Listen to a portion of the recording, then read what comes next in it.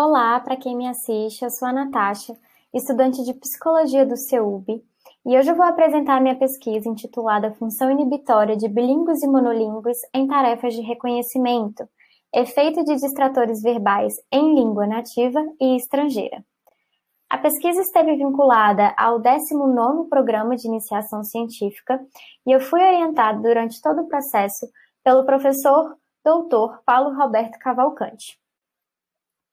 Foram investigados 2 processos cognitivos, sendo eles a função inibitória e a memória por reconhecimento, e além destes, o fenômeno do discurso irrelevante, um fenômeno no qual procura-se verificar quais são as condições sonoras em que a função inibitória pode ser prejudicada ou beneficiada. E essa função inibitória é a nossa capacidade de inibir certos estímulos e focalizar em outros. O presente estudo teve o objetivo de verificar a capacidade da função inibitória de bilíngues e monolíngues em tarefas de reconhecimento e, para tanto, apresentaram-se distratores verbais auditivos, tanto na língua nativa quanto na segunda língua, e verificar como que isto influenciaria no desempenho dos participantes em uma tarefa de reconhecimento verbal e visual. Lembrando que a língua nativa escolhida foi o português brasileiro e a segunda língua, a língua inglesa. No que se refere ao método, empregou-se uma metodologia quantitativa e experimental de pesquisa, baseando-se também em um delineamento intrassujeito. Então, cada participante foi submetido a todas as condições das variáveis independentes. O estudo contou, com a participação de 40 pessoas alfabetizadas entre 18 a 30 anos, que foram alocadas entre 2 grupos, bilíngues e monolíngues. Para cada um dos grupos, foram adotados diferentes critérios, como exemplificado nesse esquema representativo da figura 1. Já referente aos locais da pesquisa, tivemos 2 configurações distintas, as circunstâncias presenciais e as circunstâncias online.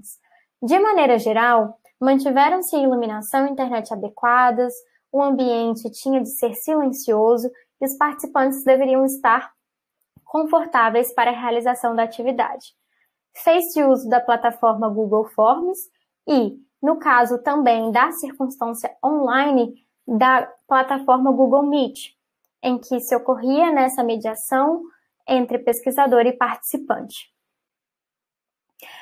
Já nos instrumentos, primeiramente foram definidas 6 categorias de palavras, que são essas citadas, para que a partir delas pudessem ser selecionadas palavras para os slides transmitidos no PowerPoint em cada condição, as palavras das gravações de voz gravadas por um professor fluente da língua inglesa, então tinha uma gravação com palavras sendo recitadas em português e uma com palavras em inglês, e 3 listas de reconhecimento com 72 palavras em cada.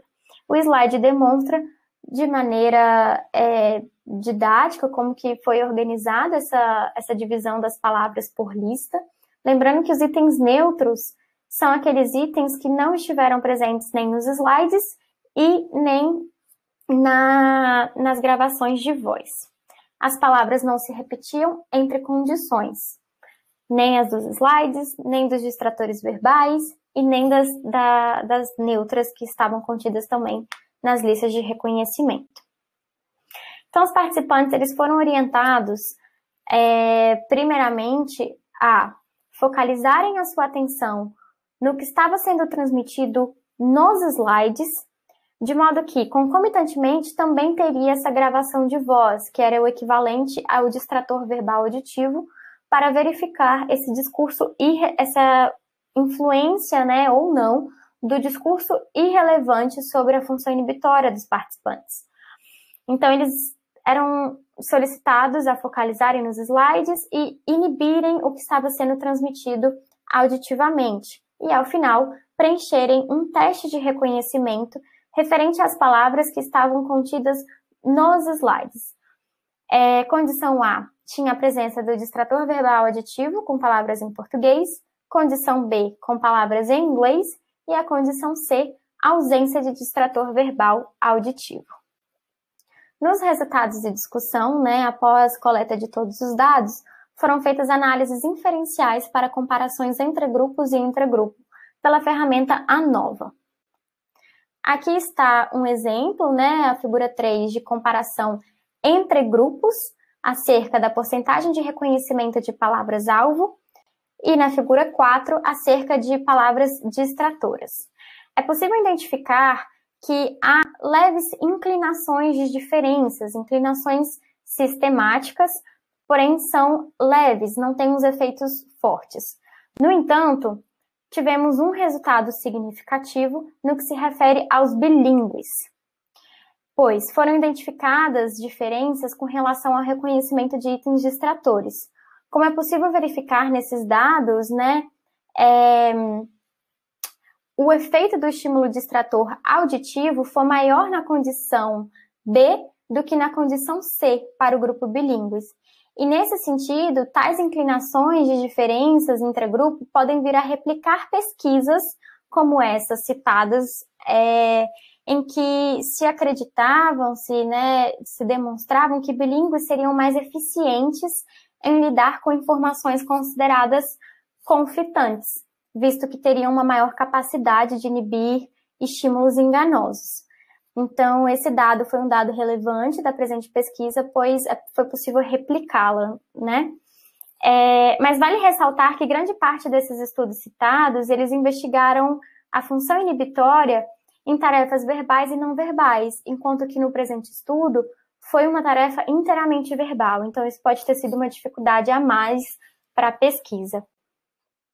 E já se encaminhando para as considerações finais, tivemos, então, tendências sistemáticas, de diferenças entre os grupos e intragrupo, e foi possível replicar essa hipótese, da qual bilíngues teriam um maior controle inibitório quando comparados com monolíngues.